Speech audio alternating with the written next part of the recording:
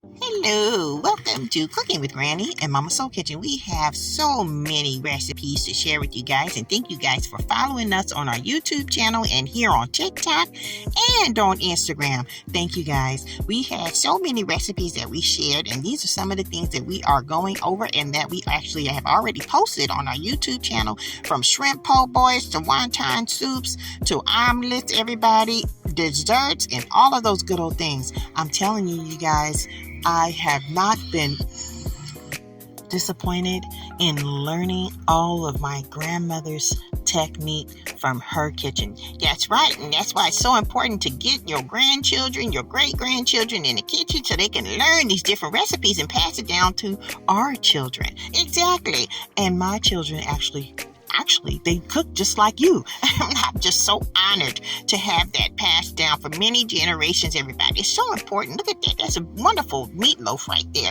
That's our favorite, and this is how we show you techniques of how to season your chicken and how to even barbecue. You know, we have come a long way, grandmother. Well, we're going to keep on doing it. Make sure you guys follow us for more recipes, and we have our Mama Soul Kitchen cookbook and our Just Desserts Child cookbook available on Amazon.com. See you guys soon.